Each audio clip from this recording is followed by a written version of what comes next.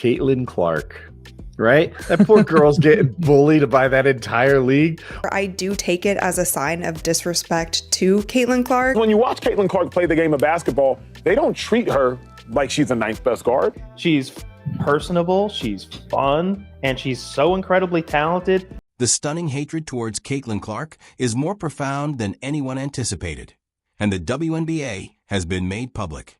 With more than 17,000 people at each home game, she leads in attendance, caused a 1,000% increase in merchandise sales. That surpasses the number of WNBA games in over 2 decades. However, the league is hardly promoting her, and she is being hacked on the court instead of being honored. Doing all of this because you're trying to stop her because you know how lethal she can be on the court, or you're doing all of this because you don't like her. It was recently revealed that the WNBA has a long-standing, systematic grudge toward Caitlin Clark. This goes beyond mere drama or small-time arguments in the locker room. Hard data, disregarded cautions, and judgments support this pattern, which demonstrates how uneasy the league is with Clark's ascent. She is not simply the rookie who gets the most attention. She represents a league that obviously wasn't prepared to give her the reins, and it's now showing in the most repulsive ways imaginable. Thank God they get Caitlin Clark. She's injured for 2 weeks. All of a sudden, attendance goes down. Clark has totally changed the WNBA's appeal and earnings since joining the Indiana Fever. The Fever are leading the league in attendance thanks to her games, which bring over 17,000 fans at home and over 15,000 on the road.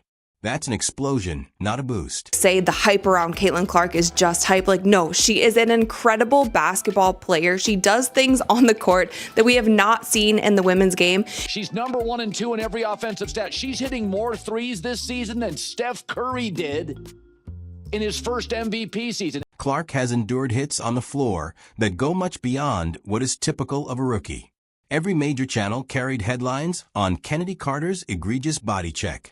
The altercation with the Connecticut Sun followed. The WNBA has not intervened in spite of numerous widely shared videos that depict her being physically attacked. Nothing has been done, including warnings, public statements, or fines. How much better defense can you play on Caitlin Clark if she is on fire like that? And she was clearly feeling it. She was in the groove. The league is actively resisting because it is unsure of how to deal with the unexpected superstar. The information is unambiguous. The funds are genuine. There is no denying the impact. Nevertheless, Caitlin Clark continues to face challenges that are entirely related to control, envy, and fear rather than basketball. Okay, let's speak about the topics that the WNBA really doesn't want you to discuss. After the news of Clark's absence, those get-in prices fell to $25 from $86 and $14 from $41. First, let's talk about attendance. The Fever could hardly fill the lower bowl until Clark arrived in Indiana. They now hold the league's top spot. They have an average of 17,036 spectators per game at home, more than 15,000 on the road. Additionally, those spectators aren't there to watch bench guys make bounce passes. They are coming to witness Caitlin Clark illuminated from a distance of 30 feet. To accommodate the Clark crowd, for teams really had to relocate their home games to larger facilities. Games in the preseason were selling out. Give that some thought. It doesn't end in the stands during preseason. Clark is getting viewers to pay attention on TV, something that no one in the league has done in over 20 years. Her games were televised on 6 different networks, shattering their own audience records. The playoffs followed. The attendance reached 1.8 million when Clark performed, the highest level since 2000. That's league-saving, not just good. Wow! Down 47% from the minimum $41 ticket price. At Nike headquarters, gear is flying off the shelves like it's Black Friday. The WNBA's merchandise sales increased by 1,000%. And guess who's at the core of that? Yes, Caitlin. Her jersey is now essentially a standalone brand. Shops at the arena are running low. Internet retailers are backordered.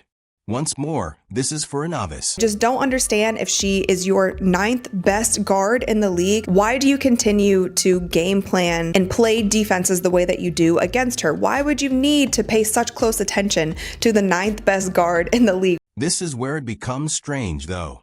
You would think the league would be showcasing her in every ad, movie, and social media post with these record-breaking figures. Wouldn't they? False. She is hardly mentioned in the league's own advertisements. They are portraying Clark as a member of the pack and promoting a narrative of teamwork. However, if one individual is spearheading the WNBA's entire financial recovery, perhaps you ought to feature her on the poster. This is where things get petty. Jealousy is loud. It's not silent. It isn't coded. It's publicly visible. We got ESPN again, once again, making complete idiots out of themselves when it comes to Caitlin Clark. Some gamers haven't even made an effort to conceal it. One remark that went viral was, aside from threes, what else does she bring? There are the statistics. In terms of assists, she leads the league. She recently buried 19 points in a single game and is breaking rookie scoring records. She's running full offenses, not just throwing threes, but remain in the shade during the day. Media ranked her as the 3rd best guard, and the players ranked her as the 9th best guard. There is no person in the world who can convince me that there are 8 better guards than Caitlin Clark in the WNBA. Now, let's discuss All-Star voting. Despite Clark's accomplishments, records, victories, and revenue, her colleagues still only rank her 8th among guards. 9th, only between guards, not overall. It's not an incorrect calculation. That conveys a message. And it's an obvious message. You are not welcome here.